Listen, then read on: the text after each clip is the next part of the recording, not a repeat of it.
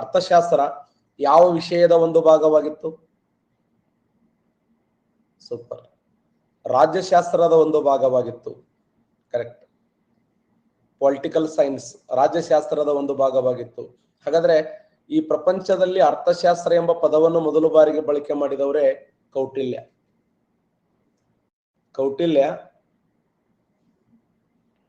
ಕೌಟಿಲ್ಯ ಅಂದ್ರು ಒಂದೇ, ಚಾಣಕ್ಯ ಅಂದ್ರು ಒಂದೇ. ಚಾಣಕ್ಯ. ಯಾರ್ಯಾರು ಇವತ್ತೇ ಎಕನಾಮಿಕ್ಸ್ ಅನ್ನ ಸ್ವಲ್ಪ ಕಾಂಪಿಟೇಟಿವ್ ಎಕ್ಸಾಮ್ ಓದಾಕತ್ತಿರಲ್ಲ, ಕಾಂಪಿಟೇಟಿವ್ ಎಕ್ಸಾಮ್ ಸಂಬಂಧಪಟ್ಟಂತ ಎಕ್ಯುರೇಟ್ ಆಗಿರುವಂತ ಎಕನಾಮಿಕ್ಸ್ ಅನ್ನ ನಿಮ್ಗೆ ಹೇಳಿಕೊಡ್ತೀನಿ. ಒಂದು 10-12 ಪುಟದಲ್ಲಿ ನಿಮ್ಗೊಂದು ಪುಟ್ ನೋಟ್ಸ್ ಆಗ್ತದೆ. ಇದನ್ನು ಚಂದ ನೀಟಾಗಿ ಬರ್ಕೊಳ್ರಿ.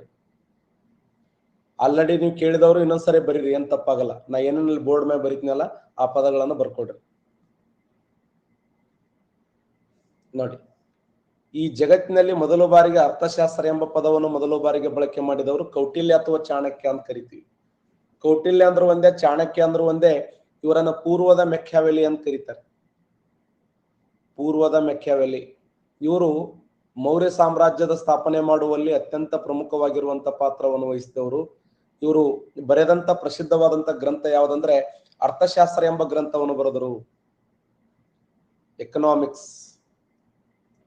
ಈ ಅರ್ಥಶಾಸ್ತ್ರ ಎಂಬ ಗ್ರಂಥವನ್ನು ಬರೆದಂತ ಇವರು ಈ ಗ್ರಂಥವನ್ನ ಯಾವ ವರ್ಷ ಪ್ರಕಟ ಮಾಡಲಾಯಿತು ಅಂತಂದ್ರೆ 1905ರಲ್ಲಿ ಶ್ಯಾಮಾಶಾಸ್ತ್ರಿ ಅನ್ನುವಂತ ವ್ಯಕ್ತಿ ಮೈಸೂರಿನ ಓರಿಯೆಂಟಲ್ ಲೈಬ್ರರಿಯಲ್ಲಿ ಆವಿಷ್ಕಾರ ಮಾಡ್ತಾರೆ. ಬಟ್ ಪರಿವರ್ತನೆ ಮಾಡಿದ್ದ ಯಾವ ವರ್ಷ? ಆಂಗ್ಲ ಭಾಷೆಗೆ. ಸೂಪರ್.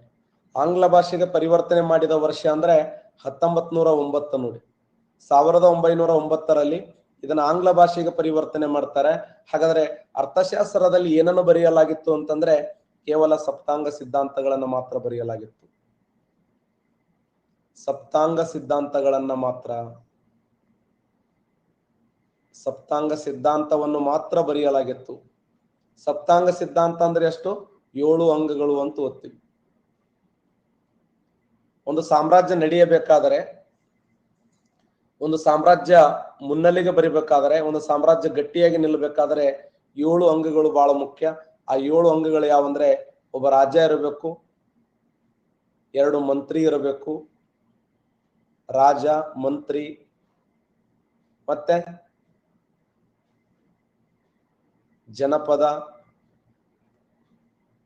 ಜನಪದ, ಕೋಟೆ, ದುರ್ಗ ಇರಬೇಕು, ಸೈನ್ಯ ಇರಬೇಕು, ಮತ್ತೆ ರಾಜ, ಮಂತ್ರಿ, ಜನಪದ, ದುರ್ಗ, ಸೈನ್ಯ, ಕೋಶ, ಅಪಾರ ಪ್ರಮಾಣದಲ್ಲಿ ಹಣ ಇರಬೇಕು, ಕೋಶ ಇರಬೇಕು, ಮತ್ತೆ ಅತ್ಯುತ್ತಮವಾಗಿರುವಂತ ಒಬ್ಬ ಮಿತ್ರ ಇರಬೇಕು, ಸ್ನೇಹಿತ ಇರಬೇಕು. ಮಿತ್ರ ಇರಬೇಕು, ಕೋಶ ಇರಬೇಕು, ಸೈನ್ಯ ಇರಬೇಕು, ದುರ್ಗ ಇರಬೇಕು, ಜನಪದ ಇರಬೇಕು, ಮಂತ್ರಿ ಇರಬೇಕು, ರಾಜ್ಯ ಇರಬೇಕು. ಇವರೆಲ್ಲ ಇದ್ದಾಗ ಮಾತ್ರ ಒಂದು ಸಾಮ್ರಾಜ್ಯವನ್ನು ಕಟ್ಲಕ್ ಸಾಧ್ಯ ಇದೆ. ರಾಜ ಅಂದ್ರೆ ಯಾರು? ಸ್ವಾಮಿನ್. ಮಂತ್ರಿ ಅಂದ್ರ ಅಮಾತ್ಯ. ಜನಪದ ಅಂದ್ರ ಜನಪ್ರದೇಶ ಮತ್ತು ಈ ಒಂದು ಜನರು ಮತ್ತು ಭೂಪ್ರದೇಶ ಎರಡೂ ಇರಬೇಕು. ದುರ್ಗ ಅಂದ್ರ ಕೋಟೆ. ಸೈನ್ಯ, ಕೋಶ, ಮಿತ್ರ, ಇವು 7 ಇದ್ದಾಗ ಮಾತ್ರ ಒಂದು ಸಾಮ್ರಾಜ್ಯವನ್ನು ಕಟ್ಲಕ್ ಸಾಧ್ಯ ಇದೆ ಅಂತ ಹೇಳಲಾಯಿತು. ಆದ್ರ ಕೇವಲ ಸಪ್ತಾಂಗ ಸಿದ್ಧಾಂತವನ್ನು ಮಾತ್ರ ಹೇಳಿದರೆ ಹೊರತು ಎಕನಾಮಿಕ್ಸ್ ಅನ್ನ, ರಿಯಲ್ ಅರ್ಥಶಾಸ್ತ್ರವನ್ನು ಅವರು ಹೇಳಲೇ ಇಲ್ಲ. ಆ ಉದ್ದೇಶಕ್ಕಾಗಿ ಇವರನ್ನ ಅರ್ಥಶಾಸ್ತ್ರದ ಪಿತಾಮಹ ಅಂತ ಹೇಳಿ ಕರೀಲಿಲ್ಲ. ಹಾಗಾದ್ರೆ ಈ ಎಕನಾಮಿಕ್ಸ್ ಅನ್ನುವಂತ ಪದ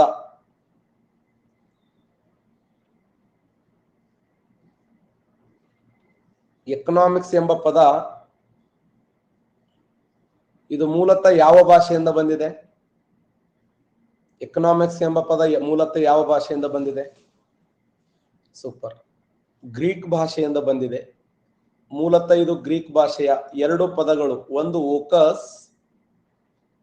ಓಕಸ್, ಇನ್ನೊಂದು ನಾಮಸ್. 2 ಪದಗಳು, ಒಂದು ಓಕಸ್, ಇನ್ನೊಂದು ನಾಮಸ್. ಕರೆಕ್ಟಾ? ಓಕಸ್ ಇದರ ಮೀನಿಂಗ್ ಏನು? ಓಕಸ್ ಅಂದ್ರೆ ಮನೆ, ನಾಮಸ್ ಅಂದ್ರೆ ಏನು? ನಿರ್ವಹಣೆ. ಓಕೆ. ಓಕಸ್ ಅಂದ್ರ ಮನೆ, ನಾಮಸ್ ಅಂದ್ರ ನಿರ್ವಹಣೆ. ಮನೆಯ ನಿರ್ವಹಣೆಯನ್ನು ಕುರಿತು ಅಧ್ಯಯನ ಮಾಡುವಂತ ಶಾಸ್ತ್ರ. ಒಂದು ಮನೆಯನ್ನ ವ್ಯವಸ್ಥಿತವಾಗಿ ನಿರ್ವಹಣೆ ಮಾಡುವಂತ ಶಾಸ್ತ್ರವನ್ನು ಏನಂತ ಕರಿತೀವಿ ಅಂತಂದ್ರೆ ಅದನ್ನ ಅರ್ಥಶಾಸ್ತ್ರ ಅಂತ ಕರಿತೀವಿ. ಎಕನಾಮಿಕ್ಸ್ ಅನ್ನುವಂತ ಪದ ಇದು ಗ್ರೀಕ್ ಭಾಷೆಯಿಂದ ಬಂದಿದೆ. ಗ್ರೀಕ್ ಭಾಷೆ ಎರಡು ಪದಗಳು, ಒಂದು ಓಕಸ್, ಇನ್ನೊಂದು ನಾಮಸ್. ಓಕಸ್ ಎಂದರೆ ಮನೆ, ನಾಮಸ್ ಅಂದರೆ ನಿರ್ವಹಣೆ. ಮನೆಯ ನಿರ್ವಹಣೆಯನ್ನು ಕುರಿತು ಅಧ್ಯಯನ ಮಾಡುವ ಶಾಸ್ತ್ರವನ್ನೇ ಅರ್ಥಶಾಸ್ತ್ರ ಅಂತ ಕರಿತೀವಿ.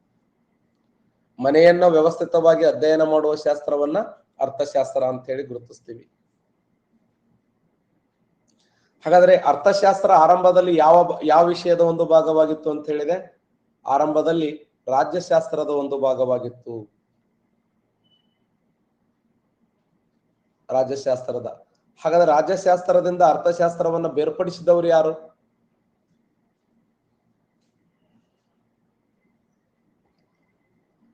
ಸೂಪರ್, ಆಡಮ್ ಸ್ಮಿತ್ ನೋಡಿ.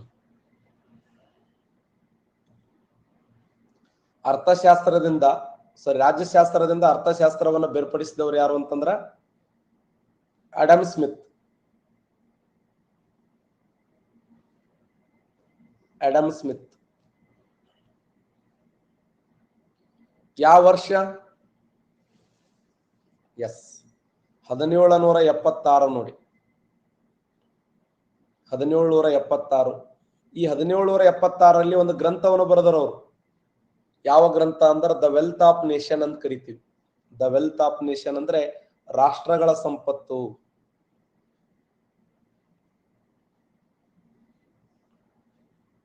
ರಾಷ್ಟ್ರಗಳ ಸಂಪತ್ತು ಅವರು ಬರೆದಂತ ಪ್ರಸಿದ್ಧವಾಗಿರುವಂತ ಕೃತಿ ದ ವೆಲ್ತ್ ಆಫ್ ನೇಷನ್. ರಾಷ್ಟ್ರಗಳ ಸಂಪತ್ತು ಎಂಬ ಗ್ರಂಥದಲ್ಲಿ ಅವ್ರು ಏನ್ ಹೇಳ್ತಾರಂದ್ರೆ ಅರ್ಥಶಾಸ್ತ್ರ ಎಂದರೆ ಸಂಪತ್ತನ್ನ ಅರಿಸುವ ಶಾಸ್ತ್ರ ಅಂತ. ಸಂಪತ್ತನ್ನ ಅರಿಸುವ ಶಾಸ್ತ್ರ. ಅರಿಸು ಅಂದ್ರೆ ಏನು? ಅರಿಸು ಅಂದ್ರೆ ಏನು? ಅರಿಸು ಇದರ ಮೀನಿಂಗ್ ಏನು? ತಿಳಿಸು ಅಂತ ಅರ್ಥ. ಕರೆಕ್ಟ್. ಅರಿಸು ಇದರ ಮೀನಿಂಗ್ ಏನಂದ್ರೆ ತಿಳಿಸು. ಸಂಪತ್ತನ್ನ ಕುರಿತು ವೈಜ್ಞಾನಿಕವಾಗಿ ಅಧ್ಯಯನ ಮಾಡುವ ಶಾಸ್ತ್ರವನ್ನ ಅರ್ಥಶಾಸ್ತ್ರ. ಆಡಮ್ ಸ್ಮಿತ್ತರನ್ನ ಅರ್ಥಶಾಸ್ತ್ರದ ಪಿತಾಮಹ ಅಂತ ಕರಿತೀವಿ ನಾವು. Father of economics. ಅರ್ಥಶಾಸ್ತ್ರದ ಪಿತಾಮಹ. ಯಾರನ್ನ ಅರ್ಥಶಾಸ್ತ್ರದ ಪಿತಾಮಹ ಎಂದು ಕರೆಯುತ್ತಾರಂದ್ರೆ ಆಡಮ್ ಸ್ಮಿತ್. 1776ರಲ್ಲಿ ರಾಷ್ಟ್ರಗಳ ಸಂಪತ್ತು ಎಂಬ ಗ್ರಂಥವನ್ನು ಬರೆದರು. ಆ ರಾಷ್ಟ್ರಗಳ ಸಂಪತ್ತು ಎಂಬ ಗ್ರಂಥದಲ್ಲಿ ಅವರು ಹೇಳಿದರು ಏನು ಅಂದ್ರೆ ಅರ್ಥಶಾಸ್ತ್ರ ಎಂದರೆ ಸಂಪತ್ತನ್ನು ಅರಿಸುವ ಶಾಸ್ತ್ರ. ಸಂಪತ್ತನ್ನು ಕುರಿತು ಅಧ್ಯಯನ ಮಾಡುವ ಶಾಸ್ತ್ರವನ್ನೇ ಅರ್ಥಶಾಸ್ತ್ರ ಅಂತ. ಆದ್ರೆ ಇದನ್ನು ವಿರೋಧ ಮಾಡ್ತಾರೆ. ಇದನ್ನು ವಿರೋಧ ಮಾಡಿದವರು ಯಾರು ಅಂತಂದ್ರೆ ಅಲ್ಫ್ರೆಡ್ ಮಾರ್ಷಲ್ ಅನ್ನುವಂತ ವ್ಯಕ್ತಿ. ಅಲ್ಫ್ರೆಡ್ ಮಾರ್ಷಲ್ ಅವರು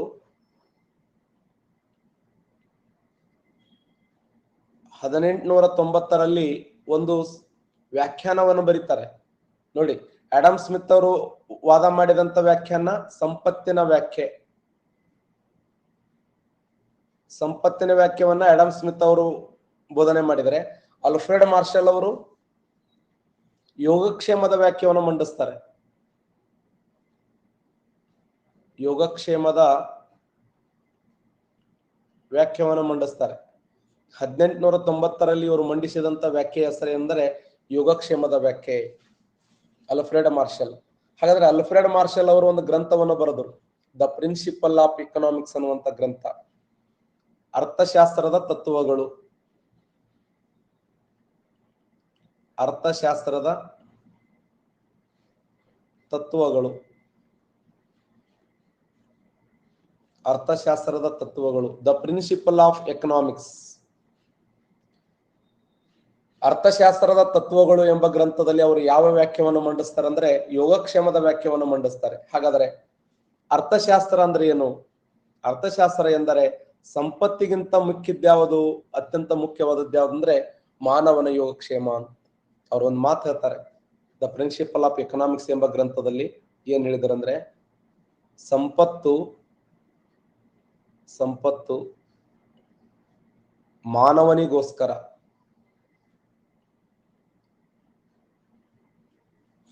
ಮಾನವನಿಗೋಸ್ಕರ, ಹೊರತು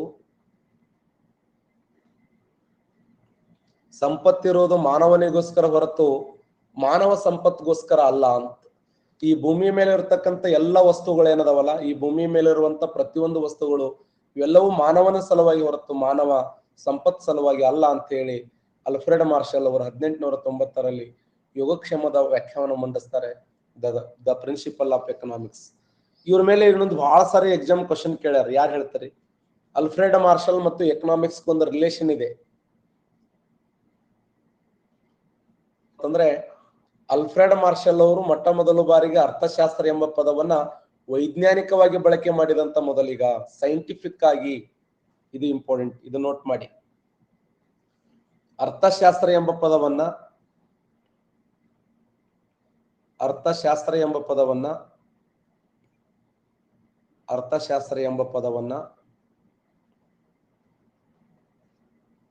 ವೈಜ್ಞಾನಿಕವಾಗಿ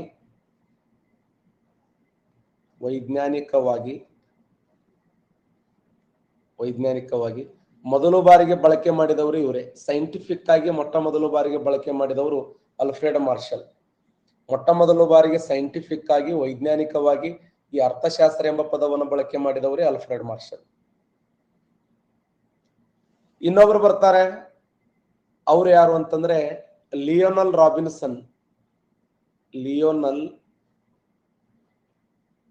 ಲಿಯೋನಲ್ ರಾಬಿನ್ಸನ್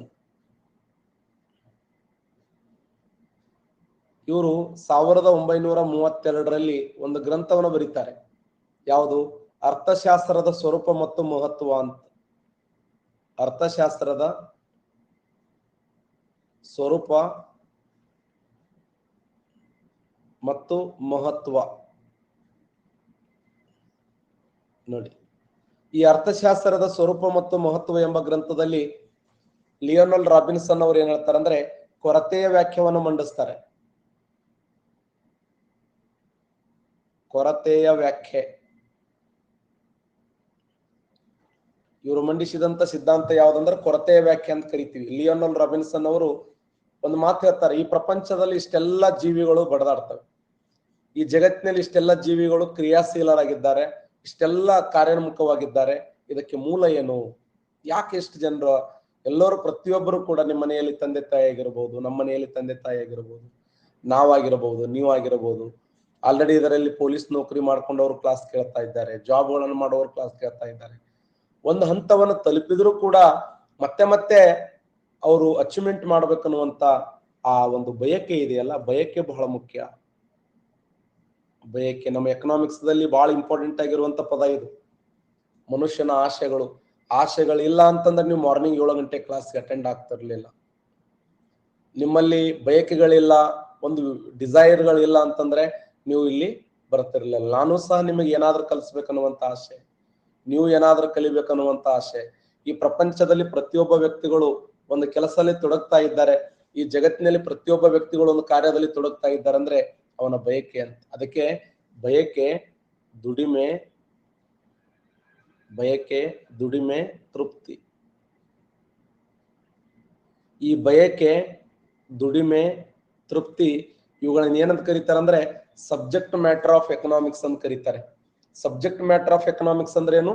ಅರ್ಥಶಾಸ್ತ್ರದ ವಿಷಯ ವಸ್ತುಗಳು. ಅರ್ಥಶಾಸ್ತ್ರದ ವಿಷಯ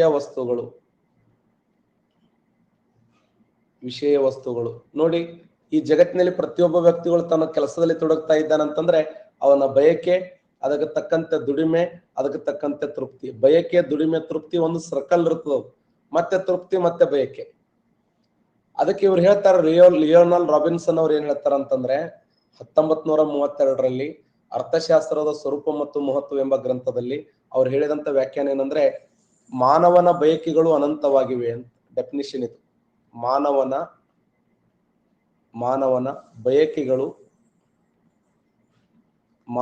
ಬಯಕೆಗಳು ಅನಂತವಾಗಿವೆ.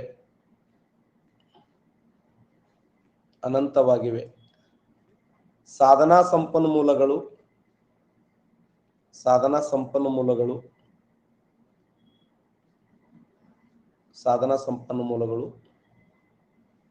ಮಿತವಾಗಿವೆ. ನೋಡಿ, ಮಾನವನ ಬಯಕೆಗಳು ಅನಂತವಾಗಿವೆ, ಸಾಧನ ಸಂಪನ್ಮೂಲಗಳು ಮಿತವಾಗಿವೆ. ಇವೆರಡರ ನಡುವಿನ ಸಂಬಂಧವನ್ನು ಕುರಿತು ಅಧ್ಯಯನ ಮಾಡೋದೇ ಅರ್ಥಶಾಸ್ತ್ರ ಅಂತ. ಎಂತ ಅದ್ಭುತವಾದ ವ್ಯಾಖ್ಯಾನ ನೋಡಿ. ಮಾನವನ ಬಯಕೆಗಳು ಅನಂತವಾಗಿವೆ, ಸಾಧನ ಸಂಪನ್ಮೂಲಗಳು ಮಿತವಾಗಿವೆ. ಇವೆರಡರ ನಡುವಿನ ಸಂಬಂಧವನ್ನು ಕುರಿತು ಅಧ್ಯಯನ ಮಾಡೋದೇ ಅರ್ಥಶಾಸ್ತ್ರ. ಇವತ್ತ ಕಾಲ್ಫಾರ್ಮ ಸಂಖ್ಯೆ ಕಡಿಮೆ ಇದೆ ಅನ್ನುವಂತ ಉದ್ದೇಶಕ್ಕಾಗಿ ನಾವು ಇಷ್ಟೆಲ್ಲ ಓದ್ತಾ ಇದ್ದೇವೆ. ಪೋಸ್ಟ್ಗಳ ಸಂಖ್ಯೆ ಕಡಿಮೆ ಅದಾವೆ, ಆದರೆ ಜನಸಂಖ್ಯೆ ಜಾಸ್ತಿ ಇದೆ. ನಮಗ್ ಬರ್ತದ ಇಲ್ಲೋ, ಇದು ನಮಗ್ ದತ್ತದ ಇಲ್ಲೋ ಅಂತ ಹೇಳಿ ನಾವೇನು ಹೋರಾಟ ಮಾಡ್ತಾ ಇದ್ದೀವಲ್ಲ, ಇದೇ ಎಕನಾಮಿಕ್ಸ್ ಅಂತ ಹೇಳಿ. ಮಾನವನ ಬಯಕೆಗಳು ಅನಂತವಾಗಿವೆ, ಸಾಧನ ಸಂಪನ್ಮೂಲಗಳು ಮಿತವಾಗಿವೆ. ಇವೆರಡರ ನಡುವಿನ ಸಂಬಂಧವನ್ನು ಕುರಿತು ಅಧ್ಯಯನ ಮಾಡೋದು. ನಾಳೆ ನೀವು ಪೊಲೀಸ್ ಆದ್ರೆ ಅಂತಂದ್ರೆ ನಾವು ಇನ್ನೊಂದ್ಸರಿ PSI ಆಗ್ಬೇಕು ಅಂತ ಹೇಳಿ ಟ್ರೈ ಮಾಡ್ತೀವಿ. PSI ಆದ್ಮೇಲೆ DYSP ಆಗ್ಬೇಕು ಅಂತ ಟ್ರೈ ಮಾಡ್ತೀವಿ. DYSP ಆದ್ಮೇಲೆ ಒಂದ್ ಕೈ SP ಆಗ್ಬೇಕು ಅಂತ ಹೇಳಿ ಪ್ರಯತ್ನ ಮಾಡ್ತೀವಿ. ಹಿಂಗೆ ಮನುಷ್ಯನ ಏನು ಪ್ರಯತ್ನಗಳದಾವಲ್ಲ, ಆ ಪ್ರಯತ್ನಗಳ ಸಂಖ್ಯೆ ಏನಾಗ್ತದೆ ಅಂದ್ರೆ ಯಶಸ್ವಿ ಏನು ಜಾಸ್ತಿ ಆಗ್ತಾನೆ ಹೋಗ್ತದೆ. ಹೌದಲ್ಲ? ಮನುಷ್ಯನ ಭಾವನೆಗಳು ಅಥವಾ ಬಯಕೆಗಳು ನಿರಂತರವಾಗಿ ಬೆಳವಣಿಗೆ ಆಗ್ತಾ. ಈಗ ನಾವ್ ಏನಂತಿದ್ದೆ ಮೊದಲ, ದೇವ್ರ SSLC ಪಾಸ್ ಆದ್ರೆ ಸಾಕಪ್ಪ ಅಂತಿದ್ದೆವು. ಅದಾದ್ಮೇಲೆ PUC ಚೆನ್ನಾಗಿ ರಿಸಲ್ಟ್ ಆಗ್ಲಿಪ್ಪ ದೇವ್ರೆ ಅಂತ ಬೇಡ್ಕೊಂಡೆವು. ಅದಾದ್ಮೇಲೆ ಡಿಗ್ರಿ ಚೆನ್ನಾಗಿ ಆದ್ರೆ ಸಾಕಪ್ಪ ಅಂತ ಬೇಡ್ಕೊಂಡೆವು. ಅದಾದ್ಮೇಲೆ ಒಂದು ಜಾಬ್ ಆದ್ರೆ ಸಾಕಪ್ಪ ಅಂತ ಜಾಬ್ ಆದ್ಮೇಲೆ ಇನ್ನೊಂದು ಚಲೋ ಜಾಬ್ ಆಗ್ಲಿಪ್ಪ ಅಂತ ಬಯಸ್ತೀವಿ. ಹೀಗೆ ಮನುಷ್ಯನ ಬಯಕೆಗಳು ಹೆಂಗದಾವ ಅಂದ್ರೆ ನಿರಂತರವಾಗಿವೆ. ಮಾನವನ ಬಯಕೆಗಳು ಅನಂತವಾಗಿವೆ, ಸಾಧನಾ ಸಂಪನ್ಮೂಲಗಳು ಮಿತವಾಗಿವೆ. ಇವೆರಡರ ನಡುವಿನ ಸಂಬಂಧವನ್ನು ಕುರಿತು ಅಧ್ಯಯನ ಮಾಡುವ ಶಾಸ್ತ್ರವನ್ನೇ ಅರ್ಥಶಾಸ್ತ್ರ ಅಂತ ಹೇಳಿದವರು ಯಾರಂದ್ರ ಲಿಯೋನಲ್ ರಾಬಿನ್ಸನ್. ಅದು ಬಹಳ ಇಂಪಾರ್ಟೆಂಟ್ ಆಗಿರುವಂತ ಕಾನ್ಸೆಪ್ಟ್. ಅದಕ್ಕೆ ಮಾನವನ ಬಯಕೆಗಳು ಅನಂತವಾಗಿವೆ, ಸಾಧನಾ ಸಂಪನ್ಮೂಲಗಳು ಮಿತವಾಗಿವೆ. ಇವೆರಡರ ನಡುವಿನ ಸಂಬಂಧವನ್ನು ಕುರಿತು ಅಧ್ಯಯನ ಮಾಡುವಾಗ ಅನೇಕ ಸಮಸ್ಯೆಗಳು ಉಂಟಾಗ್ತವೆ. ಆ ಅನೇಕ ಸಮಸ್ಯೆಗಳು ಏನು ಅಂತಂದ್ರೆ, ಏನನ್ನು ಉತ್ಪಾದಿಸಬೇಕು, ಹೇಗೆ ಉತ್ಪಾದಿಸಬೇಕು, ಯಾರಿಗಾಗಿ ಉತ್ಪಾದಿಸಬೇಕು. ನೋಡಿ ಅಂತ ಒಂದು ಅದ್ಭುತವಾದ ಸಮಸ್ಯೆ. ಏನು ಉತ್ಪಾದನೆ ಮಾಡಬೇಕು, ಹೇಗೆ ಉತ್ಪಾದನೆ ಮಾಡಬೇಕು, ಇದನ್ನು ಯಾರಿಗಾಗಿ ಉತ್ಪಾದನೆ ಮಾಡಬೇಕು, ಏನನ್ನು ಉತ್ಪಾದನೆ ಮಾಡಬೇಕು. ಭಾರತದಂತ ದೇಶಗಳಲ್ಲಿ, ಇವತ್ತ ನಮ್ಮ ಭಾರತದಂತ ದೇಶಗಳಲ್ಲಿ ಆಹಾರ ಧಾನ್ಯಗಳನ್ನು ಉತ್ಪಾದನೆ ಮಾಡಬೇಕೆ ಅಥವಾ ಮದ್ದುಗುಂಡುಗಳನ್ನು ಉತ್ಪಾದನೆ ಮಾಡಬೇಕೆ? ನಾವು ಕೇವಲ ಮದ್ದುಗುಂಡುಗಳನ್ನು ಉತ್ಪಾದನೆ ಮಾಡಿದರೆ ದೇಶದಲ್ಲಿ 29.5% ಬಡವರದಾರೆ. ಆ 29.5% ಬಡವರಿಗೆ ಆಹಾರ ಕೊಡೋರು ಯಾರು? ಬಟ್ಟೆ ವಿತರಣೆ ಮಾಡೋರು ಯಾರು? ಅವರಿಗೆ ಸೂರ್ಯನ ಕಲ್ಪನೆಯನ್ನು ಕಟ್ಟೋರು ಯಾರು? ಅದಕ್ಕೆ ಆ 29.5% ಬಡವರಿಗೆ ನಾವು ಮೂಲಭೂತ ಸೌಕರ್ಯಗಳನ್ನು ಕೊಡಬೇಕಾಗ್ತದಲ್ಲ. 29.5% ಜನರಿಗೆ ನಾವು ಮೂಲಭೂತ ಸೌಕರ್ಯಗಳನ್ನು ಕೊಡಬೇಕಾದ್ರೆ ಆಹಾರ ಧಾನ್ಯಗಳನ್ನು ಉತ್ಪಾದನೆ ಮಾಡಬೇಕು, ಅವರಿಗೆ ಉತ್ತಮವಾದ ರಸ್ತೆಗಳ ನಿರ್ಮಾಣ ಮಾಡಬೇಕು, ಅವರಿಗೆ ಉತ್ತಮವಾದಂತ ಅಣೆಕಟ್ಟೆಗಳನ್ನ ಕಟ್ಟಬೇಕು, ಆ ದೇಶವನ್ನ ಸಂಪತ್ಭರಿತವಾದಂತ ರಾಷ್ಟ್ರ ನಿರ್ಮಾಣ ಮಾಡಬೇಕು. ಯೋಜನಾಬದ್ಧವಾಗಿರುವಂತ ಅಥವಾ ಉತ್ಪಾದನಾ ಯೋಜನೆಗಳನ್ನ ಜಾರಿಗೆ ತರಬೇಕು. ನನ್ನ ಪ್ರಕಾರ ಇವತ್ತು ಪ್ರಸ್ತುತ ಕರ್ನಾಟಕ ಸರ್ಕಾರ ಇದೆಯಲ್ಲ, ಕರ್ನಾಟಕ ಸರ್ಕಾರ ಮಾಡ್ತಾ ಇರತಕ್ಕಂತ ಕಾರ್ಯಗಳು ನನ್ನ ಪ್ರಕಾರ ಒಳ್ಳೆಯವಂತಲ್ಲ. ಒಂದು 90% ರಾಂಗ್ ಆದವು, ಒಂದು 10% ಅತ್ಯುತ್ತಮ ಕಾರ್ಯಗಳಾದ್ರೆ 90% ಕಾರ್ಯಗಳು ಸರಿ ಇಲ್ಲ. ಯಾಕೆ ಸರಿ ಇಲ್ಲ ಅಂತಂದ್ರೆ, ನಾವು ಯೋಜನೆಗಳನ್ನ ಎಂತ ಯೋಜನೆಗಳನ್ನ ತರಬೇಕು ಅಂದ್ರೆ ಉತ್ಪನ್ನ ಯೋಜನೆಗಳನ್ನ ತರಬೇಕು. ಉತ್ಪನ್ನ ಯೋಜನೆಗಳನ್ನ ತಂದಾಗ ದೇಶ ಇಂಪ್ರೂವ್ಮೆಂಟ್ ಆಗ್ಲಕ್ ಸಾಧ್ಯ ಇದೆ, ರಾಜ್ಯ ಇಂಪ್ರೂವ್ಮೆಂಟ್ ಆಗ್ಲಕ್ ಸಾಧ್ಯ ಇದೆ. ಉತ್ಪನ್ನ ಯೋಜನೆಗಳಂದ್ರೆ ಏನು? ಅತ್ಯುತ್ತಮವಾದ ರಸ್ತೆಗಳ ನಿರ್ಮಾಣ ಮಾಡೋದು, ಅತ್ಯುತ್ತಮವಾಗಿರುವಂತಹ ಅಣೆಕಟ್ಟೆಗಳನ್ನ ಕಟ್ಟುವುದು, ಜನರಿಗೆ ಉದ್ಯೋಗಗಳನ್ನು ಸೃಷ್ಟಿ ಮಾಡುವುದು, ಜನರು ನಮ್ಮ ಜೊತೆಯಲ್ಲಿ ಕೆಲಸ ಮಾಡ್ಲಕ್ ಪ್ರಯತ್ನ ಮಾಡಬೇಕು. ಹೌದಲ್ಲೋ? ಜನರು ನಮ್ಮ ಜೊತೆಯಲ್ಲಿ ಕೆಲಸದಲ್ಲಿ ಪಾಲ್ಗೊಳ್ಳಬೇಕು. ಯಾವ ಕೆಲಸಗಳು ದುಡಿಯುತ್ತವೆ, ಆ ದುಡಿಮೆಯಿಂದ ಒಂದು ದೇಶ ಇಂಪ್ರೂವ್ಮೆಂಟ್ ಆಗ್ಲಕ್ ಸಾಧ್ಯ ಇದೆ ಹೊರತು, ಒಂದು ರಾಜ್ಯ ಇಂಪ್ರೂವ್ಮೆಂಟ್ ಆಗ್ಲಕ್ ಸಾಧ್ಯ ಹೊರತು ಆ ಕೆಲಸದಲ್ಲಿ ಅವರು ಭಾಗಿಯಾಗಬೇಕು. ಹೌದಾ? ಅಂದ್ರೆ ಏನನ್ನ ಉತ್ಪಾದನೆ ಮಾಡಬೇಕು ಅಂತ, ಆಹಾರ ಧಾನ್ಯ, ಕೇವಲ ಆಹಾರ ಧಾನ್ಯಗಳ ಉತ್ಪಾದನೆ ಮಾಡಿದ್ರೆ ವಿದೇಶಗಳ ಮೇಲೆ ಅಟ್ಯಾಕ್ ಮಾಡುವ ಸಾಧ್ಯತೆ ಇದೆ, ಅನ್ಯ ದೇಶಗಳ ಮೇಲೆ ದಾಳಿ ಮಾಡುವ ಸಾಧ್ಯತೆ ಇದೆ. ಅದಕ್ಕೆ ಆಹಾರ ಧಾನ್ಯಗಳ ಉತ್ಪಾದನೆ ಮಾಡಬೇಕೆ ಅಥವಾ ಮದ್ದುಗುಂಡಗಳ ಉತ್ಪಾದನೆ ಮಾಡಬೇಕೆ? ಇದೊಂದು ಬೇಸಿಕ್ ಸಮಸ್ಯೆ ಇದೆ, ಪ್ರಾಬ್ಲಮ್ ಇದು. ಏನನ್ನು ಉತ್ಪಾದಿಸಬೇಕು? ಹೇಗೆ ಉತ್ಪಾದನೆ ಮಾಡಬೇಕು? ಉತ್ಪಾದನೆಯಲ್ಲಿ ಎಷ್ಟು ಪ್ರಕಾರ? ಉತ್ಪಾದನೆಯಲ್ಲಿ ಎಷ್ಟು ಪ್ರಕಾರ? ಸೂಪರ್. ಉತ್ಪಾದನೆಯಲ್ಲಿ ಎರಡು ಪ್ರಕಾರ. ಉತ್ಪಾದನೆಯಲ್ಲಿ ಎರಡು ಪ್ರಕಾರ. ಎರಡು ತರದ ಉತ್ಪಾದನೆಗಳು ಯಾವ ಅಂತಂದ್ರೆ, ಒಂದು ಶ್ರಮ ಸಾಂದ್ರ ತಂತ್ರಜ್ಞಾನ, ಇನ್ನೊಂದು ಬಂಡವಾಳ ಸಾಂದ್ರ ತಂತ್ರಜ್ಞಾನ. ಶ್ರಮ ಸಾಂದ್ರ ತಂತ್ರಜ್ಞಾನ ಅಂದ್ರೆ ಉತ್ಪಾದನೆಯಲ್ಲಿ ಶ್ರಮದ ಪ್ರಮಾಣ ಜಾಸ್ತಿ ಇರುತ್ತೆ. ಉತ್ಪಾದನೆಯಲ್ಲಿ ಶ್ರಮದ ಪ್ರಮಾಣ ಜಾಸ್ತಿ ಅಂತಂದ್ರ ಶ್ರಮ ಸಾಂದ್ರ. ಉದಾಹರಣೆ ಭಾರತದ ದೇಶಗಳು. ನಮ್ಮ ಭಾರತದ ದೇಶಗಳಲ್ಲಿ ಜನಸಂಖ್ಯೆ ಜಾಸ್ತಿ ಇದೆ. ಇದನ್ನ ನಾವು ಶ್ರಮ ಸಾಂದ್ರ ತಂತ್ರಜ್ಞಾನ ಅಂತ ಕರಿತೀವಿ. ಬಂಡವಾಳ ಸಾಂದ್ರ ತಂತ್ರ. Yes, very good Sachin. MNREGA ಕಾರ್ಯಕ್ರಮ ಇದೆಯಲ್ಲ, ಮನ್ರೇಗಾ ಅನ್ನುವಂತ ಕಾರ್ಯಕ್ರಮದಲ್ಲಿ ನಾವು ಅಪ್ಪಿತಪ್ಪಿನೂ ಕೂಡ ಯಂತ್ರೋಪಕರಣಗಳನ್ನು ಯೂಸ್ ಮಾಡಬಾರದು ಅಂತಾರೆ. ಯಾಕೆ? ಜನರಿಗೆ ಉದ್ಯೋಗ ಕೊಡಬೇಕು, ಜನರಿಗೆ ಉದ್ಯೋಗವನ್ನು ದಯಪಾಲಿಸಬೇಕು. ಬಂಡವಾಳ ಸಾಂದ್ರ ತಂತ್ರಜ್ಞಾನ ಅಂದ್ರ ಉತ್ಪಾದನೆಯಲ್ಲಿ ಕೇವಲ ಯಂತ್ರೋಪಕರಣಗಳನ್ನು ಮಾತ್ರ ಬಳಸಿಕೊಳ್ಳುವುದು. ಯಂತ್ರೋಪಕರಣಗಳನ್ನು ಬಳಸಿಕೊಳ್ಳುವುದರಿಂದ ಉತ್ಪಾದನೆ ಮಾಡೋದು. ಇದನ್ನ ಬಂಡವಾಳ ಸಾಂದ್ರ ತಂತ್ರಜ್ಞಾನ ಅಂತ ಕರೀತೀವಿ. ಹಾಗಾದರೆ ಒಂದು, ಏನನ್ನು ಉತ್ಪಾದನೆ ಮಾಡಬೇಕು. ಎರಡು, ಹೇಗೆ ಉತ್ಪಾದನೆ ಮಾಡಬೇಕು. ಮೂರನೇದ್ದು, ಯಾರಿಗಾಗಿ ಉತ್ಪಾದನೆ ಮಾಡಬೇಕು. ಏನು ಬೇಕೆ? ಅಥವಾ ಶ್ರೀಮಂತರಿಗಾಗಿ ಉತ್ಪಾದನೆ ಮಾಡಬೇಕೆ? ಬಡವರಿಗಾಗಿ ಉತ್ಪಾದನೆ ಮಾಡಬೇಕೆ? ಶ್ರೀಮಂತರಿಗಾಗಿ ಉತ್ಪಾದನೆ ಮಾಡಬೇಕೆ? ಬಡವರಿಗಾಗಿ ಉತ್ಪಾದನೆ ಮಾಡಿದರೆ ದೇಶ ಇಂಪ್ರೂವ್ಮೆಂಟ್ ಆಗಲ್ಲ. ಕೇವಲ ಶ್ರೀಮಂತರಿಗಾಗಿ ಉತ್ಪಾದನೆ ಮಾಡಿದರೆ ಒಂದ್ ದೇಶದ ಜನರು, ನಂಬಿದಂತ ಜನರು ನಮ್ಮಿಂದ ದೂರ ಆಗ್ತಾರೆ. ಅವರ ಭಾವನೆಗಳನ್ನು ನಾವು ಸ್ಪಂದನೆ ಮಾಡಕ್ಕಾಗಲ್ಲ. ಆ ಉದ್ದೇಶಕ್ಕಾಗಿ ಏನನ್ನು ಉತ್ಪಾದನೆ ಮಾಡಬೇಕು, ಹೇಗೆ ಉತ್ಪಾದನೆ ಮಾಡಬೇಕು, ಯಾರಿಗಾಗಿ ಉತ್ಪಾದನೆ ಮಾಡಬೇಕು, ಈ ಮೂರು ಸಮಸ್ಯೆಗಳದವಲ್ಲ, ಈ ಮೂರು ಸಮಸ್ಯೆಗಳನ್ನ ನಾವು ಏನಂತ ಕರಿತೀವಿ? ಅರ್ಥಶಾಸ್ತ್ರದ ಮೂಲ ಸಮಸ್ಯೆಗಳು ಅಂತ ಕರಿತೀವಿ. The basic problem of economics ಅಂತ ಕರೀತಾರೆ ಇವುಗಳನ್ನ. The basic problem of economics ಅಂದ್ರು ಒಂದೇ, ಅರ್ಥಶಾಸ್ತ್ರದ ಮೂಲ ಪರಿಕಲ್ಪನೆ, ಮೂಲ ಸಮಸ್ಯೆಗಳಂದ್ರು ಒಂದೇ. ಏನನ್ನ ಉತ್ಪಾದನೆ ಮಾಡಬೇಕು, ಯಾರಿಗಾಗಿ ಉತ್ಪಾದನೆ ಮಾಡಬೇಕು, ಹೇಗೆ ಉತ್ಪಾದನೆ ಮಾಡಬೇಕು ಅಂತ. ಈ ಜಗತ್ತಿನಲ್ಲಿ ಇವುಗಳನ್ನು ಹೋಗಲಾಡಿಸುವ ಸಲುವಾಗಿ ಮೂರು ರೀತಿಯ ಅರ್ಥವ್ಯವಸ್ಥೆಗಳದಾವ. ಆ ಮೂರು ರೀತಿಯ ಅರ್ಥವ್ಯವಸ್ಥೆಗಳು ಯಾವಂದ್ರೆ, ಒಂದು ಬಂಡವಾಳಶಾಹಿ ಅರ್ಥವ್ಯವಸ್ಥೆ, ಬಂಡವಾಳಶಾಹಿ ಅರ್ಥವ್ಯವಸ್ಥೆ. ಎರಡು, ಸಮಾಜಶಾಹಿ ಅರ್ಥವ್ಯವಸ್ಥೆ. ಇನ್ನೊಂದು ಮಿಕ್ಸ್ಡ್ ಎಕನಾಮಿ ಅಂತ ಕರಿತೀವಿ, ಮಿಶ್ರ ಅರ್ಥವ್ಯವಸ್ಥೆ. ಒಂದು ಬಂಡವಾಳಶಾಹಿ, ಎರಡು ಸಮಾಜಶಾಹಿ, ಮೂರು ಮಿಶ್ರ ಅರ್ಥವ್ಯವಸ್ಥೆ. ಅರ್ಥವ್ಯವಸ್ಥೆಯಲ್ಲಿ ಮೂರು ಪ್ರಕಾರ: ಬಂಡವಾಳಶಾಹಿ, ಸಮಾಜಶಾಹಿ, ಮಿಶ್ರಶಾಹಿ. ಏನ್ ಸರ ಬಂಡವಾಳಶಾಹಿ ಅಂದ್ರೆ ಏನು? ಇಡೀ ಪ್ರಪಂಚದಲ್ಲಿ ಈ ಬಂಡವಾಳಶಾಹಿ ಅರ್ಥವ್ಯವಸ್ಥೆಯನ್ನು ಸ್ವೀಕಾರ ಮಾಡಿದ ಜಗತ್ತಿನ ಮೊದಲ ದೇಶ ಯಾವುದು ಅಂತಂದ್ರೆ ಅಮೆರಿಕ ದೇಶ ಅಂತ ನೋಡ್ತೀವಿ. ಯುನೈಟೆಡ್ ಸ್ಟೇಟ್ ಆಫ್ ಅಮೆರಿಕಾ ಈ ಒಂದು ಅರ್ಥವ್ಯವಸ್ಥೆಯನ್ನು ಸ್ವೀಕಾರ ಮಾಡಿದೆ. ರಷ್ಯಾ ದೇಶ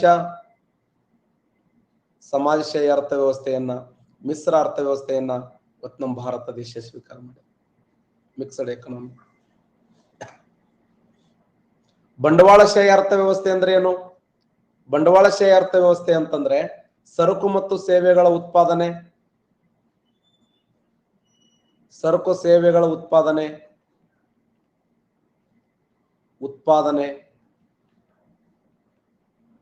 ಮತ್ತೆ ಅವುಗಳ ವಿತರಣೆ, ಮತ್ತೆ ಅವುಗಳ ಬೆಲೆ ನಿಗದಿ. ಉತ್ಪಾದನೆ, ವಿತರಣೆ, ಬೆಲೆ ನಿಗದಿ ಆ ದೇಶದ ಒಬ್ಬ ಖಾಸಗಿ ವ್ಯಕ್ತಿ ಕೈಯಲ್ಲಿತ್ತಂದ್ರೆ ಅದನ್ನ ಬಂಡವಾಳಶಾಹಿ ತಂತ್ರಜ್ಞಾನ ಅಂತ ಕರಿತೀವಿ, ಅಥವಾ ಬಂಡವಾಳಶಾಹಿ ಅರ್ಥವ್ಯವಸ್ಥೆ ಅಂತ ಕರಿತೀವಿ. ಒಂದ್ ದೇಶದ ಸರಕು ಮತ್ತು ಸೇವೆಗಳ ಉತ್ಪಾದನೆ, ಅವುಗಳ ವಿತರಣೆ ಮತ್ತೆ ಬೆಲೆ ನಿಗದಿ. ಉತ್ಪಾದನೆ, ವಿತರಣೆ, ಬೆಲೆ ನಿಗದಿ ಆ ದೇಶದ ಒಬ್ಬ ಖಾಸಗಿ ವ್ಯಕ್ತಿ ಹತೋಟಿಯಲ್ಲಿದ್ರೆ, ಒಬ್ಬ ಖಾಸಗಿ ವ್ಯಕ್ತಿ ಅದನ್ನ ಕಂಟ್ರೋಲ್ ಮಾಡ್ತಿದ್ರೆ ಅದನ್ನ ಏನಂತ ಕರೀತಾರಂದ್ರ ಬಂಡವಾಳಶಾಹಿ ತಂತ್ರಜ್ಞಾನ ಅಂತ ಕರೀತಾರೆ. ಉದಾಹರಣೆ ಅಮೆರಿಕ ದೇಶ. ಇನ್ನ ಸಮಾಜಶಾಹಿ ಅರ್ಥವ್ಯವಸ್ಥೆ ಅಂದ್ರೆ ಏನು? ಸರಕು ಸೇವೆಗಳ ಉತ್ಪಾದನೆ, ಅವುಗಳ ಬೆಲೆ ನಿಗದಿ, ಅವುಗಳನ್ನು ವಿತರಣೆ ಮಾಡುವುದು ಒಂದು ಸರ್ಕಾರದ ಹತೋಟಿಯಲ್ಲಿದ್ರೆ, ಸಂಪೂರ್ಣವಾಗಿ ಸರ್ಕಾರನೇ ಕಂಟ್ರೋಲ್ ಮಾಡ್ತಿತ್ತಂದ್ರ ಅದನ್ನ ಸಮಾಜಶಾಹಿ ಅರ್ಥವ್ಯವಸ್ಥೆ ಅಂತ ಕರೀತೀವಿ. ಬಂಡವಾಳಶಾಹಿಯಲ್ಲಿ ಉತ್ಪಾದನೆಯನ್ನು ಯಾರಿಗಾಗಿ ಮಾಡ್ತಾರೆ? ಶ್ರೀಮಂತರಿಗಾಗಿ ಉತ್ಪಾದನೆ ಮಾಡೋದು,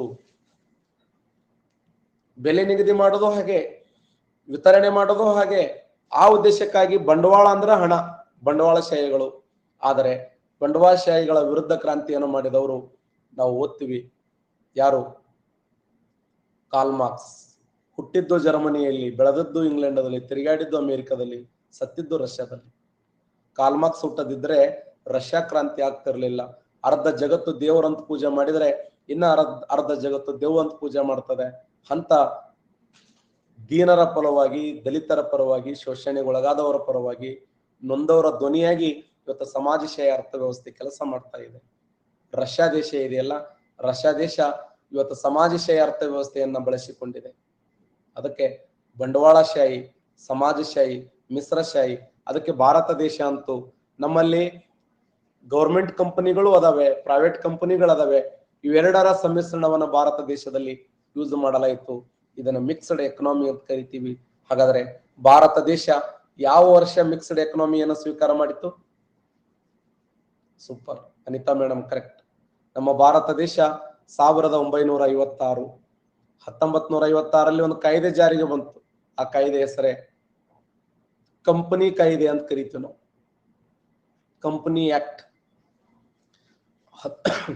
1956ರ ಕಂಪನಿ ಕಾಯ್ದೆಯ ಪ್ರಕಾರ, 1956ರ ಕಂಪನಿ ಕಾಯ್ದೆ ಪ್ರಕಾರ ನಮ್ಮ ಭಾರತ ದೇಶ ಈ ಮಿಕ್ಸ್ಡ್ ಎಕನಾಮಿಯನ್ನು ಸ್ವೀಕಾರ ಮಾಡ್ಯದ.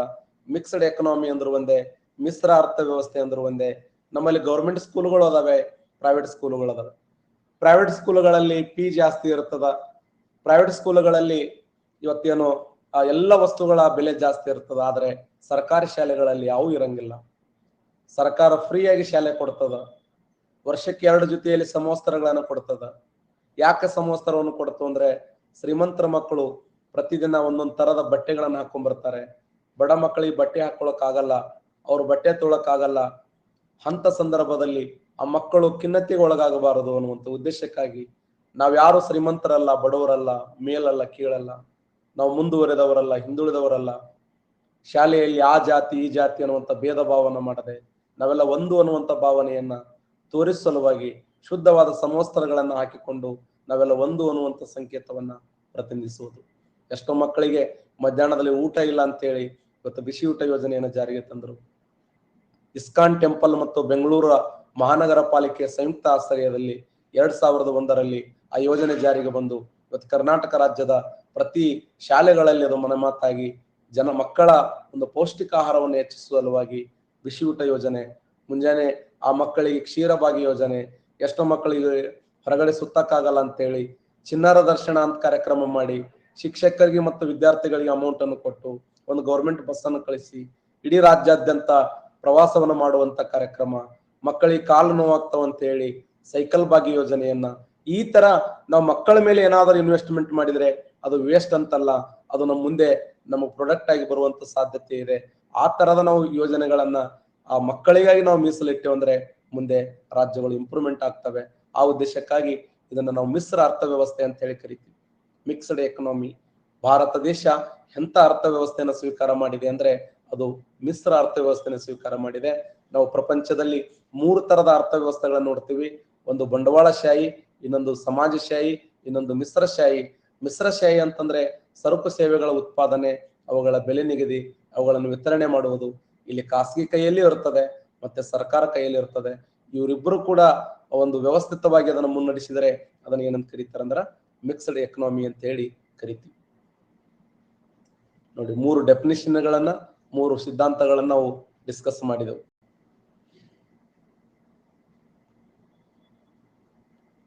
HDAದಲ್ಲಿ ಬಳಕೆ ಮಾಡುವ ಮಾನದಂಡಗಳ ಸಂಖ್ಯೆ ಎಷ್ಟು? HDAದಲ್ಲಿ ಬಳಕೆ ಮಾಡುವ ಮಾನದಂಡಗಳ ಸಂಖ್ಯೆ ಎಷ್ಟು?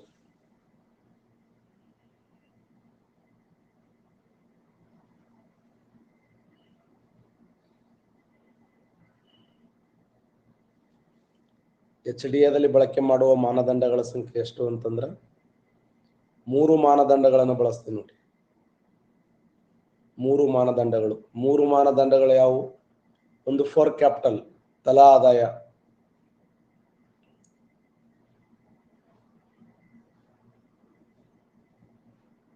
2 ಆರೋಗ್ಯ, ಹೆಲ್ತ್. 3 ಎಜುಕೇಶನ್ ಶಿಕ್ಷಣ. ಶಿಕ್ಷಣ ಶೈಕ್ಷಣಿಕ ಸಿದ್ಧಿ ಸಾಕ್ಷರತೆಯನ್ನ ಪ್ರತಿನಿಧಿಸ್ತದ. ಆರೋಗ್ಯ ನಿರೀಕ್ಷಿತ ಜೀವಿತಾವಧಿಯನ್ನ, ತಲಾದಾಯ ಜೀವನ ಮಟ್ಟ ಸೂಚಿಯನ್ನ ಪ್ರತಿನಿಧಿಸ್ತದೆ. HDAದಲ್ಲಿ ಬಳಕೆ ಮಾಡುವ ಮಾನದಂಡಗಳ ಸಂಖ್ಯೆ ಎಷ್ಟು ಅಂದ್ರೆ ಒಟ್ಟು 3 ಮಾನದಂಡಗಳನ್ನ ಬಳಸ್ತೀವಿ HDAದಲ್ಲಿ. ಕರೆಕ್ಟಾ? ನೆಕ್ಸ್ಟ್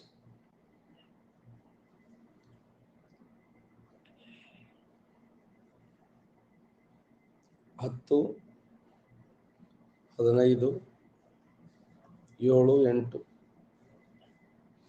ಮಿನಿ ಸಾರ್ಕ್ ಎಂದು ಪ್ರಸಿದ್ಧಿಯಾಗಿರುವಂತ ಬಿಮ್ಸ್ಟೆಕ್ನ ರಾಷ್ಟ್ರಗಳ ಸಂಖ್ಯೆ ಎಷ್ಟು?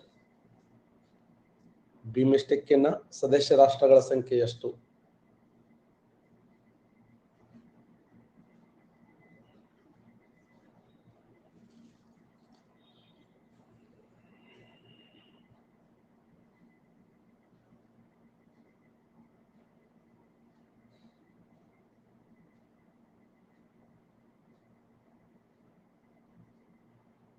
ರೈಟ್. ಮಿನಿ ಸಾರ್ಕ್ ಎಂದು ಪ್ರಸಿದ್ಧಿಯಾಗಿರುವಂತ ಬಿಮ್ಸ್ಟೆಕ್ನ ರಾಷ್ಟ್ರಗಳ ಸಂಖ್ಯೆ ಎಷ್ಟು ಅಂದ್ರೆ 7 ನೋಡಿ.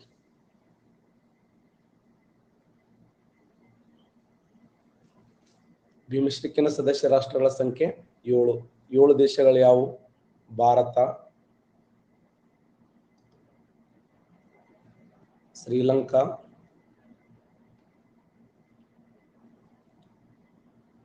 ಬಾಂಗ್ಲಾದೇಶ್,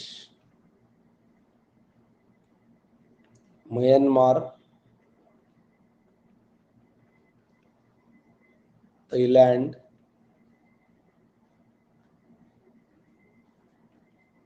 ಭೂತಾನ್, ನೇಪಾಳ್. 7 ಸದಸ್ಯ ರಾಷ್ಟ್ರಗಳು. ಅದಕ್ಕೆ ಇದನ್ನ ಆ ಬಿಮ್ಸ್ಟೆಕ್ನ ಸದಸ್ಯ ರಾಷ್ಟ್ರಗಳು ಇಲ್ಲಿ ಕಂಡು ಬರುವುದರಿಂದ ಇದಕ್ಕೆ ಏನಂತ ಕರೀತಾರೆ ಅಂದ್ರೆ ಮಿನಿ ಸಾರ್ಕ್ ಅಂತ ಹೇಳಿ ಕರೀತಾರೆ. Mini SAARC.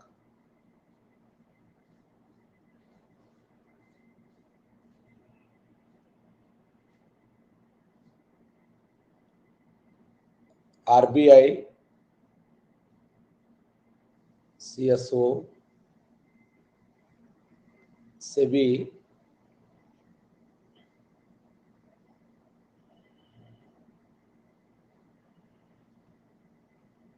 NSSO. ಕರೆಹಣದ ಮಾರುಕಟ್ಟೆಯನ್ನು ನಿಯಂತ್ರಿಸುವ ಸಂಸ್ಥೆ ಯಾವುದು? ಯಾವ ಸಂಸ್ಥೆ ಕರೆಹಣದ ಮಾರುಕಟ್ಟೆಯನ್ನ ನಿಯಂತ್ರಣ ಮಾಡುತ್ತದೆ? ಕರೆಹಣದ ಮಾರುಕಟ್ಟೆಯನ್ನ ನಿಯಂತ್ರಿಸುವ ಸಂಸ್ಥೆ ಯಾವುದು?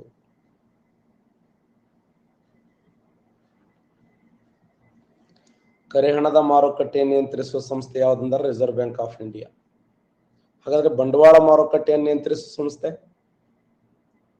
ಬಂಡವಾಳ ಮಾರುಕಟ್ಟೆಯನ್ನ ಸೂಪರ್. ಬಂಡವಾಳ ಮಾರುಕಟ್ಟೆಯನ್ನು ನಿಯಂತ್ರಿಸುವ ಸಂಸ್ಥೆ ಯಾವುದಂದ್ರೆ ಸೆಬಿ ನೋಡಿ. ಸೆಬಿ ಅಂದ್ರೆ ಏನು? Security exchange board of India ಇದೆಯಲ್ಲ, ಅವರು ಈ ಬಂಡವಾಳ ಮಾರುಕಟ್ಟೆಯನ್ನು ನಿಯಂತ್ರಿಸ್ತಾರೆ. ಬಂಡವಾಳ ಮಾರುಕಟ್ಟೆಯನ್ನ ನಿಯಂತ್ರಣ ಮಾಡುವವರು ಸೆಬಿ. ಅದರ ಕರೆಹಣದ ಮಾರುಕಟ್ಟೆಯನ್ನು ನಿಯಂತ್ರಣ ಮಾಡುವವರು reserve bank of India. Call money market ಅಂತ ಕರೀತಾರೆ ಕರೆಹಣದ ಮಾರುಕಟ್ಟೆ. ನೆಕ್ಸ್ಟ್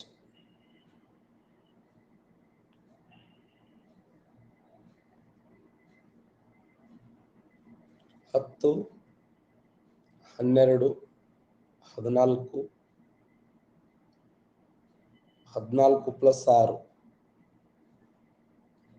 ಪ್ರಸ್ತುತ ಭಾರತ ದೇಶದಲ್ಲಿ ಕಂಡುಬರುವ ಒಟ್ಟು ರಾಷ್ಟ್ರೀಕೃತ ಬ್ಯಾಂಕ್ಗಳ ಸಂಖ್ಯೆ ಎಷ್ಟು? ಪ್ರೆಸೆಂಟ್ ಪ್ರಸ್ತುತ ಭಾರತ ದೇಶದಲ್ಲಿ ಕಂಡುಬರುವ ರಾಷ್ಟ್ರೀಕೃತ ಬ್ಯಾಂಕ್ಗಳ ಸಂಖ್ಯೆ ಎಷ್ಟು?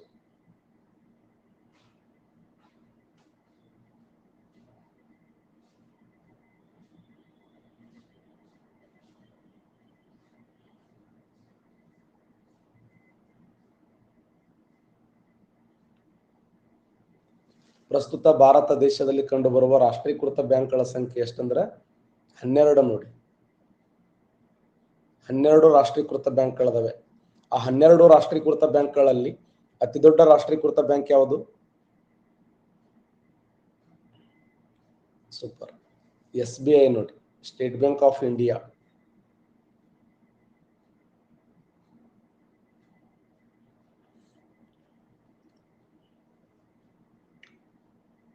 ಪ್ರಸ್ತುತ ಭಾರತ ದೇಶದ ಅತಿ ದೊಡ್ಡ ರಾಷ್ಟ್ರೀಕೃತ ಬ್ಯಾಂಕ್ ಯಾವುದಂದ್ರ ಸ್ಟೇಟ್ ಬ್ಯಾಂಕ್ ಆಫ್ ಇಂಡಿಯಾ ನೋಡಿ, SBI.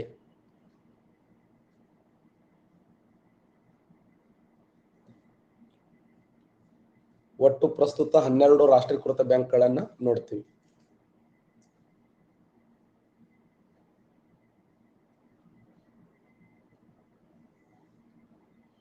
ಒಂದನೇ ಪಂಚವಾರ್ಷಿಕ ಯೋಜನೆ, 5ನೇ ಪಂಚವಾರ್ಷಿಕ ಯೋಜನೆ, 2ನೇ ಪಂಚವಾರ್ಷಿಕ ಯೋಜನೆ, 3ನೇ ಪಂಚವಾರ್ಷಿಕ ಯೋಜನೆ. ಬೊಕಾರೋ ಎಂಬ ಉಕ್ಕು ಕಬ್ಬಿಣ ಕಾರ್ಖಾನೆ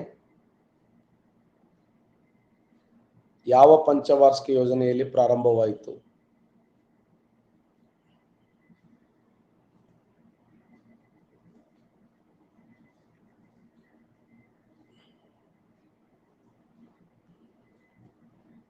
ಬೊಕಾರೋ ಎಂಬ ಉಕ್ಕು ಕಬ್ಬಿಣ ಕಾರ್ಖಾನೆ ಯಾವ ಪಂಚವಾರ್ಷಿಕ ಯೋಜನೆಯಲ್ಲಿ ಪ್ರಾರಂಭವಾಯಿತು?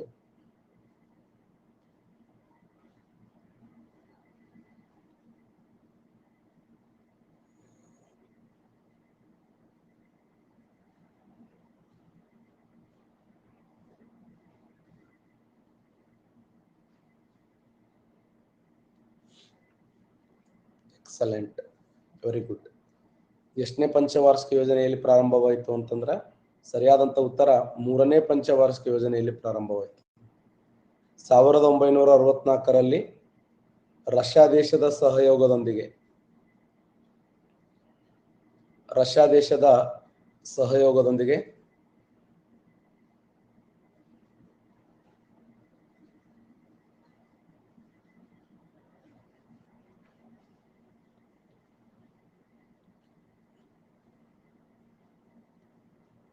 1964ರಲ್ಲಿ ರಷ್ಯಾ ದೇಶದ ಸಹಯೋಗದೊಂದಿಗೆ ಈ ಒಂದು ಬೊಕಾರೋ ಉಕ್ಕು ಕಬ್ಬಿಣ ಕಾರ್ಖಾನೆ ಯಾವ ದೇಶದಲ್ಲಿ ಅಂತಂದ್ರೆ ಜಾರ್ಖಂಡ್ ರಾಜ್ಯದಲ್ಲಿ ಇದು ಪ್ರಾರಂಭವಾಯಿತು.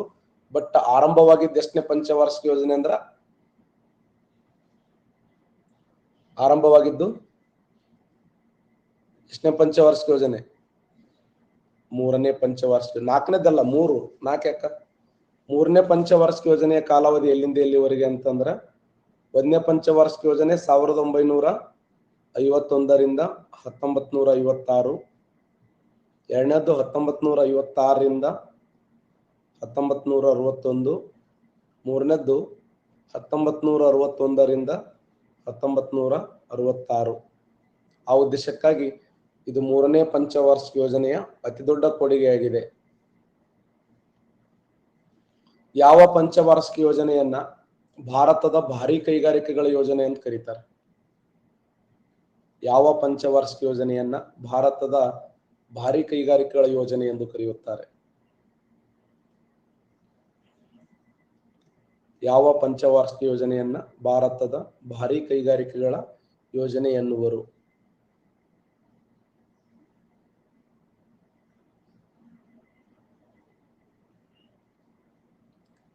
ಎರಡನೇ ಪಂಚವಾರ್ಷಿಕ ಯೋಜನೆ, ಸೆಕೆಂಡ್ 5th ಇಯರ್ ಪ್ಲಾನ್ ಇದೆಯಲ್ಲ, ಇದನ್ನ ಭಾರತದ ಭಾರಿ ಕೈಗಾರಿಕೆಗಳ ಯೋಜನೆ ಅಂತ ಕರೀತಾರೆ.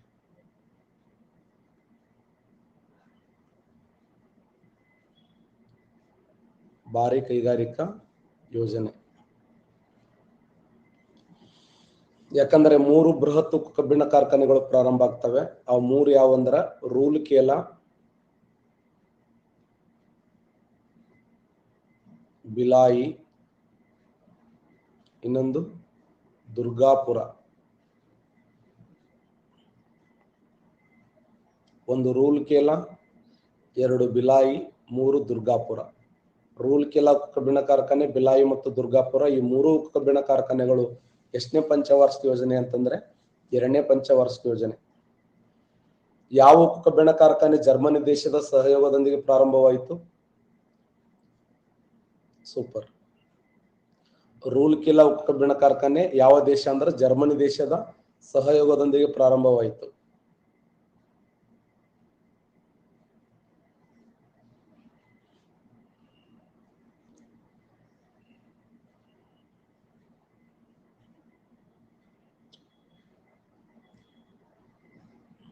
ಖರ್ಚು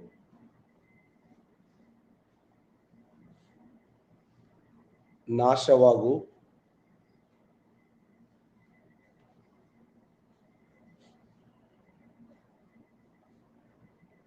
ಇಳಿತಾಯ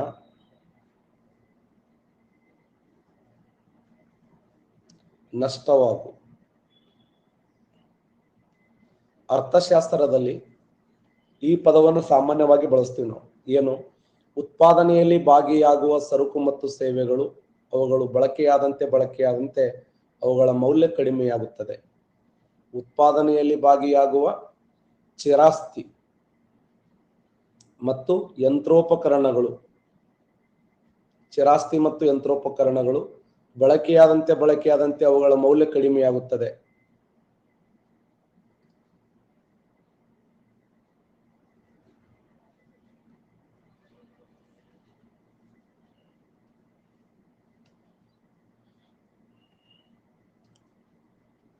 ಅದನ್ನ ಖರ್ಚು ಅಂತ ಕರೀತಾರೆ, ನಾಶವಾಗು ಅಂತ ಕರೀತಾರೆ, ಇಳಿತಾಯ ಅಂತ ಕರೀತಾರೆ, ನಷ್ಟವಾಗು ಅಂತ ಕರೀತಾರೆ. ಸೂಪರ್. ಅದನ್ನ ಏನಂತ ಕರೀತಾರೆ ಅಂದ್ರೆ ಇಳಿತಾಯ ಅಂತ ಕರೀತಾರೆ. ಇಳಿತಾಯಕ್ಕಿರುವ ಇನ್ನೊಂದು ಹೆಸರು ಏನು? ಯಾರು ಹೇಳ್ತಾರೆ? ಸೂಪರ್. ಸವಕಳಿ ಅಂತ ಕರೀತಾರೆ ನೋಡಿ. ಸವಕಳಿ ಅಂದ್ರು ಒಂದೇ, ಇಳಿತಾಯ ಅಂತಂದ್ರು ಒಂದೇ, ಡಿಪ್ರಿಸಿಯೇಷನ್ ಅಂದ್ರು ಒಂದೇ. ಸವಕಳಿ, ಇಳಿತಾಯ, ಡಿಪ್ರಿಸಿಯೇಷನ್ ಎಲ್ಲ ಒಂದೇ ಪದಗಳು. ಉತ್ಪಾದನೆಯಲ್ಲಿ ಭಾಗಿಯಾಗುವಂತ ಯಂತ್ರೋಪಕರಣಗಳು ಬಳಕೆಯಾದಂತೆ ಅವುಗಳ ಮೌಲ್ಯ ಕಡಿಮೆಯಾಗುತ್ತದೆ. ಆ ಮೌಲ್ಯ ಕಡಿಮೆ ಆಗೋದನ್ನ ಏನ್ ಕರೀತಾರೆ ಅಂದ್ರ ಇಳಿತಾಯ ಅಂತ ಕರೀತಾರೆ. ಇಳಿತಾಯ ಅಂದ್ರು ಒಂದೇ, ಡಿಪ್ರಿಸಿಯೇಷನ್ ಅಂದ್ರು ಒಂದೇ, ಸವಕಳಿ ಅಂದ್ರು ಒಂದೇ.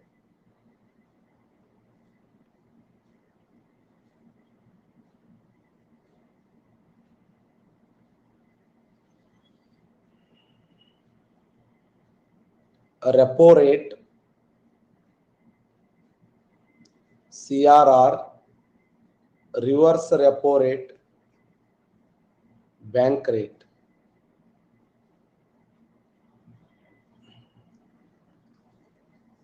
RBI ವಾಣಿಜ್ಯ ಬ್ಯಾಂಕುಗಳ ಮೇಲೆ ವಾಣಿಜ್ಯ ಬ್ಯಾಂಕುಗಳಿಂದ ನಿಗದಿಪಡಿಸಿದ ಹಣವನ್ನು ತನ್ನ ಹತ್ರ ಇಟ್ಟುಕೊಳ್ಳುತ್ತದೆ. ಅಥವಾ ವಾಣಿಜ್ಯ ಬ್ಯಾಂಕುಗಳು ಠೇವಣಿಯ ಒಂದು ಭಾಗವನ್ನ ಕಡ್ಡಾಯವಾಗಿ RBI ನಲ್ಲಿ ಇಡಬೇಕು. ಬರಿತೀನಿ ನೋಡಿ ಮೇಲೆ. ವಾಣಿಜ್ಯ ಬ್ಯಾಂಕುಗಳು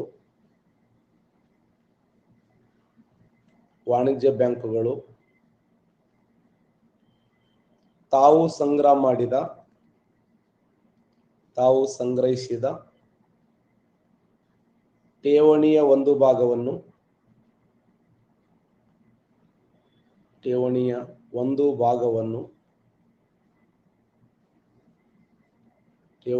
ಭಾಗವನ್ನು ಕಡ್ಡಾಯವಾಗಿ RBI ನಲ್ಲಿ ಸಂಗ್ರಹಿಸಬೇಕು. ವಾಣಿಜ್ಯ ಬ್ಯಾಂಕುಗಳು ಠೇವಣಿಯ ಒಂದು ಭಾಗವನ್ನು ಕಡ್ಡಾಯವಾಗಿ RBI ನಲ್ಲಿ ಸಂಗ್ರಹ ಮಾಡಬೇಕು. ಅದಕ್ಕೆ ಏನಂತ ಕರೀತಾರೆ? ರೆಪೋ ರೇಟ್ ಎನ್ನುವರು, CRR ಎನ್ನುವರು, RRR ಎನ್ನುವರು, ಬ್ಯಾಂಕ್ ರೇಟ್ ಎನ್ನುವರು.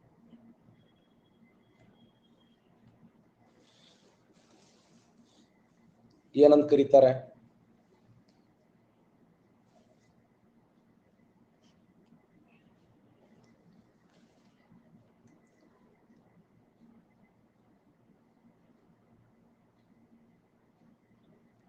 ಸರಿಯಾದಂತ ಉತ್ತರ ಕ್ಯಾಶ್ ರಿಸರ್ವ್ ರೇಷಿಯೋ ಅಂತ ಕರೀತಾರೆ ನೋಡಿ.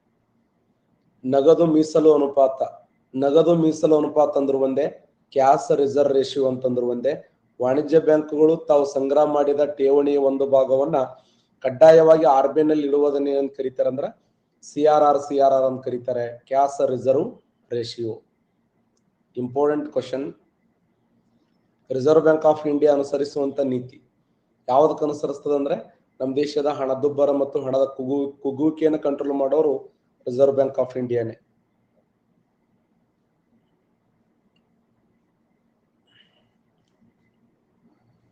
GDP, NDP, GNP, NNP ಇವುಗಳಲ್ಲಿ ಯಾವುದು ರಾಷ್ಟ್ರೀಯ ಆದಾಯಕ್ಕೆ ನಮ್ಮ ದೇಶದ ರಾಷ್ಟ್ರೀಯ ಆದಾಯಕ್ಕೆ ಅತ್ಯಂತ ಹತ್ತಿರವಾಗಿರುವಂತ ಪರಿಕಲ್ಪನೆಯಾಗಿದೆ. ನಮ್ಮ ದೇಶದ ರಾಷ್ಟ್ರೀಯ ಆದಾಯಕ್ಕೆ ಅತ್ಯಂತ ಹತ್ತಿರವಾಗಿರುವಂತ ಪರಿಕಲ್ಪನೆ ಯಾವುದು? ಕನ್ಫ್ಯೂಸ್ ಮಾಡ್ಕೋಬೇಡಿ, ಇನ್ನೊಂದ್ಸರಿ ಹೇಳ್ತೇನೆ ನೋಡಿ. ನಮ್ಮ ದೇಶದ ರಾಷ್ಟ್ರೀಯ ಆದಾಯಕ್ಕೆ ನ್ಯಾಷನಲ್ ಇನ್ಕಮ್ ಅಂತ ಏನು ಕರಿತೀವಲ್ಲ, ಆ ರಿಯಲ್ ನ್ಯಾಷನಲ್ ಇನ್ಕಮ್ಗೆ ಅತ್ಯಂತ ಹತ್ತಿರವಾಗಿರುವಂತ ಕಾನ್ಸೆಪ್ಟ್ ಯಾವುದು? ಪರಿಕಲ್ಪನೆ ಯಾವುದು?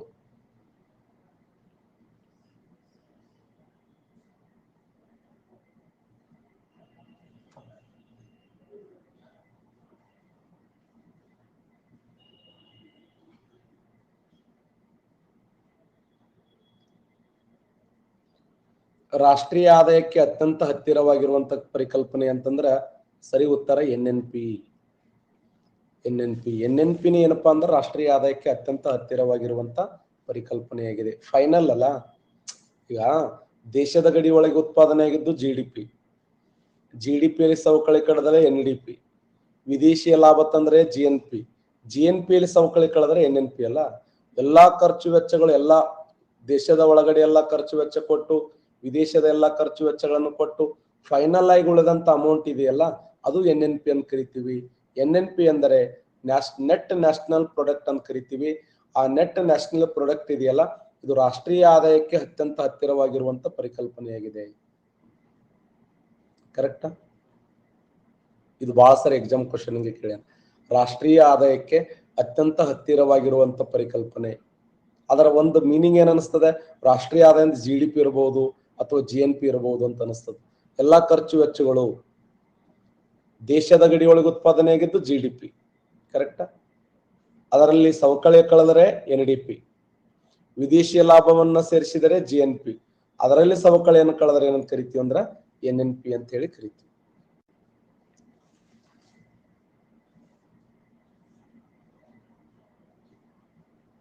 ನೆಕ್ಸ್ಟ್,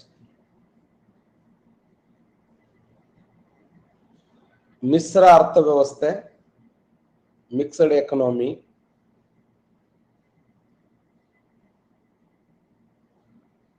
ದ್ವಿಅರ್ಥಶಾಸ್ತ್ರ,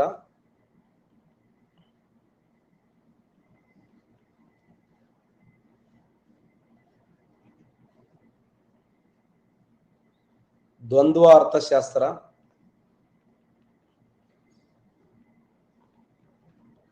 ಏಕಸರಣೀಯ ಅರ್ಥಶಾಸ್ತ್ರ.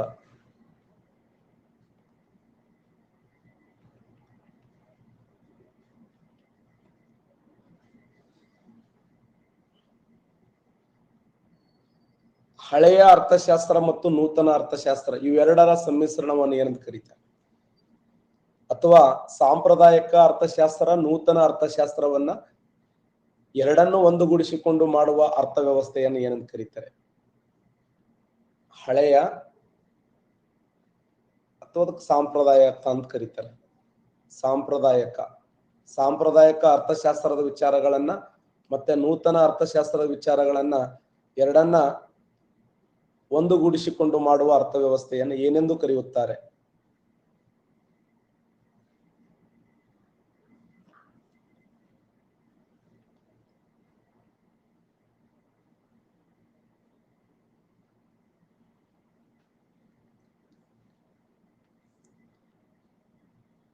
ಸರಿಯಾದಂತ ಉತ್ತರ ದ್ವಂದ್ವ ಅರ್ಥಶಾಸ್ತ್ರ ಅಂತ ಕರೀತಾರೆ. ನಮ್ದು ಎಕನಾಮಿಕ್ಸ್ ವಿಶೇಷ ಏನಂತಂದ್ರೆ, ನಮ್ಮ ಎಕನಾಮಿಕ್ಸ್ ಸಬ್ಜೆಕ್ಟ್ ಅದು ವಿಶೇಷ ಏನಂದ್ರೆ ಅಲ್ಲಿ ಮೀನಿಂಗ್, ಅಲ್ಲಿ ಶಬ್ದನೇ ಬೇರೆ ಇರ್ತದ, ಅದ್ರ ಹಿನ್ನೆಲೆನೇ ಬೇರೆ ಇರ್ತದ. ನಗು ಯಾಕಂದ್ರೆ ನೀವು ತಪ್ಪ ಆಗ್ತಿರಲ್ಲ ನಿದ್ದಿಗಣ್ಣ ಕುತ್ಕೊಂಡು.